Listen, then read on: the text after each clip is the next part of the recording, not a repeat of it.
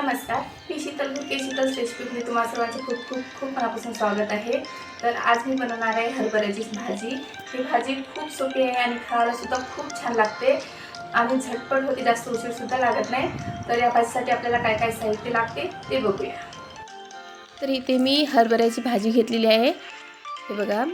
आता त्यानंतर आपल्याला इथं कांदा घ्यायचा, लसूण, कोथिंबीर आणि हिरवी मिरची घेतलेली आहे. त्यानंतर जिरं, मोहरी, हळद, मीठ आणि शेंगदाण्याचा कूट वापरलेला आहे. आपल्याला फक्त एवढं साहित्य लागणार आहे. त्यानंतर मी गॅसवर कढई ठेवलेली आहे. कढई छान गरम झाल्याच्यानंतर त्यामध्ये 2 चम्मच तेल टाकायचं. तेल छान गरम झाल्याच्यानंतर मोहरी, त्यानंतर जिरं टाकायचे. त्यानंतर आता आपल्याला यामध्ये कांदा टाकायचा आहे. तुम्हाला जर हवं असेल तर तुम्ही स्टार्टिंगला लसूणसुद्धा वापरू शकता, पण मी कांदाच टाकते. कांदा थोडासा फ्राय करायचा, आपल्याला जास्त फ्राय करायचं नाही, थोडासाच परतून घ्यायचा. त्यानंतर आपल्याला लसूण टाकायचं आहे त्यामध्ये. आता लसूण आणि कांदा दोन्ही एकत्र छान व्यवस्थित मिक्स करून घ्यायचे. त्यानंतर आता यामध्ये आपल्याला हिरव्या मिरचीचा ठेचा टाकायचा आहे. शक्यतो पालेभाज्यामध्ये तुम्ही हिरव्या मिरचीचा ठेचाच वापरा, कारण की पालेभाज्यामध्ये हिरव्या मिरचीचा ठेचा खूप छान लागते. आणि पालेभाजी बनवताना भाजी नेहमी झणझणीत बनवायची, म्हणजे हिरवी मिरची जरा जास्त प्रमाणात वापरायची, म्हणजे भाजीची चव खूप छान लागते.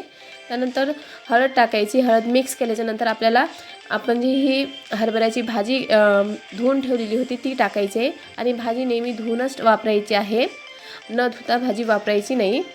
त्यानंतर आपल्याला शेंगदाण्याचा कूट, कोथिंबीर आणि चवीपुरतं मीठ टाकायचं आणि याला व्यवस्थित मिक्स करून घ्यायचं आहे. हे बघा, अशा प्रकारे गॅसचा पॉवर एकदम लो ठेवायचा आणि व्यवस्थित मिक्स करून घ्यायचं आहे. हे बघा, अशा प्रकारे आता याला झाकून आपल्याला याची छान वाफ काढून घ्यायची. जास्त वेळ शिजवायचं नाही, फक्त 2 ते 3 मिनिट शिजवायचं. याच्या आपण मीठ टाकल्यानंतर या हरभऱ्याच्या भाजीला पाणी सुटते, ते पाणी पूर्ण आटेपर्यंतच आपल्याला शिजवायचं आहे आणि भाजीचा रंग बदलू द्यायचा नाही आहे, हिरवाच रंग ठेवायचा आहे. आणि हे बघा, आपली हरभऱ्याची भाजी तयार आहे.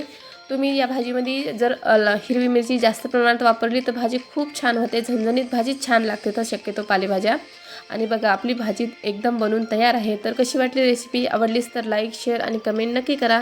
भेटू मग अशाच नवीन व्हिडिओमध्ये. बाय.